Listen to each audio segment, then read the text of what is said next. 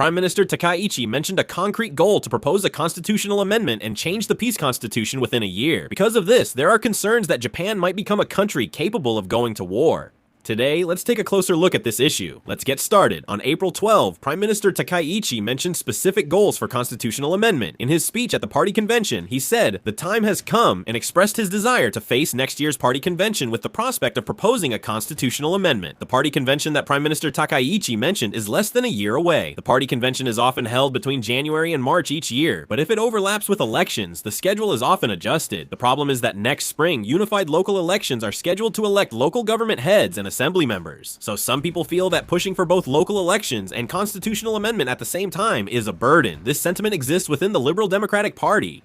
There has also been criticism from some quarters that Prime Minister Kaichi is pushing forward even the constitutional amendment, which should be approached cautiously in his characteristically self-righteous manner.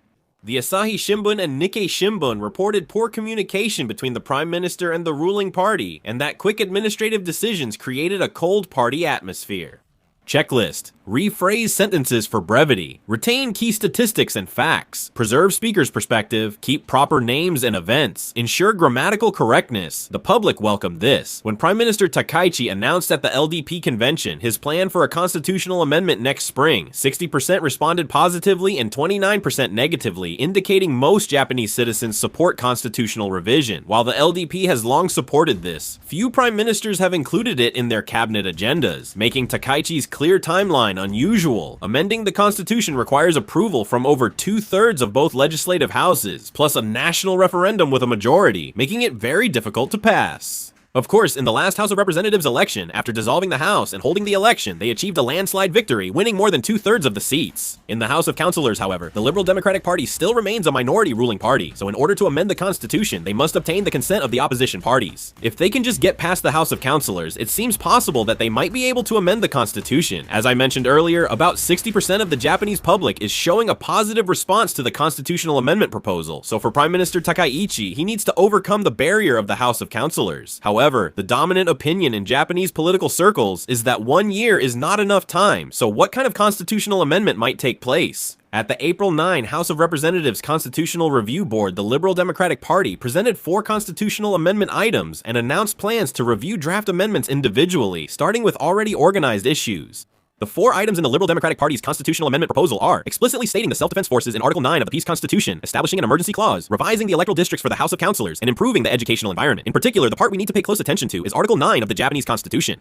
Article 9 of the Japanese Constitution, established after Japan's defeat in the Pacific War and other conflicts, stipulates the permanent renunciation of war and the use of force, as well as the non-possession of military power. Since it states that Japan will not possess military power, there are opinions that the very existence of the Japan Self-Defense Forces is unconstitutional. The Liberal Democratic Party aims to address this by adding the self-defense forces to the Constitution, but keeps the renunciation of war and ban on military power unchanged, only introducing a new clause about the self-defense forces. Prime Minister Takachi, who wants Japan to be a normal country capable of waging war, is now trying to act on this after a landslide House victory and strong public backing.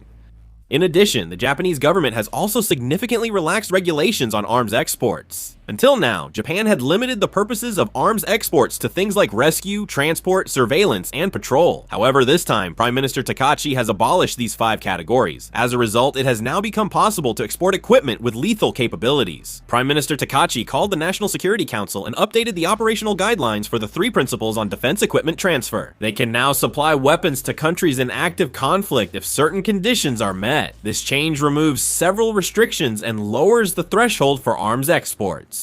They also categorized items as weapons or non-weapons. Weapons are equipment that directly cause casualties, like fighter jets or submarines. Non-weapons, such as radars or radios, cannot directly cause casualties. The United States is one of the countries eligible for arms exports under a defense equipment transfer agreement. It is currently limited to 17 countries, including the UK and Australia, that have signed such agreements. If you include countries currently in negotiations, the number has increased to 20 in the case of non-weapons. The regulations have been revised to allow exports without restrictions. According to Defense Minister Shinjiro Koizumi, Japan's defense equipment is already receiving various requests and expectations from different countries. The Philippines and Indonesia have already expressed interest in importing Japanese escort ships and submarines submarines, respectively. Furthermore, according to recent reports, Taiwan is cautiously reaching out to Japan for joint construction of naval vessels, as reported by Taiwanese media, citing sources. These sources said that the Taiwanese military has announced a bid for the design of a next-generation 6,000-ton class escort ship. They explained that the Taiwanese military is considering a joint development model, keeping in mind the latest Megami-class escort ships of the Japan Maritime Self-Defense Force, which will be delivered to the Australian Navy in 2029, with Japan abolishing its previous regulations that limited weapon exports to non-combat purposes, and now allowing the export of lethal weapons in principle. It is expected that the Taiwanese military's plans will gain momentum. Within Taiwan, there seems to be a very positive view regarding Japan's decision to allow the export of lethal weapons. However, it is still uncertain whether Japanese weapon exports will be successful. After allowing lethal weapon exports, a major accident occurred in the Japanese self-defense forces. At a Japan Ground Self-Defense Force training ground in Oita Prefecture, a tank shell exploded in the turret, killing 3 self-defense force members and seriously injuring 1. They are investigating the accident's cause. Since it involved Japanese weapons on the day Japan announced weapons exports, many now question their safety and reliability. Japanese defense products are often criticized for being expensive, mainly because their low production volume drives up costs. Due to constitutional and political restrictions, the size of the Japanese self-defense forces and the defense budget cannot be expanded beyond a certain level. This means that the number of weapons it can procure is also limited. For defense companies, it is impossible to lower unit costs through mass production. With low production, fixed costs can't be spread and are directly included in product prices. A representative example is the Type 89 rifle.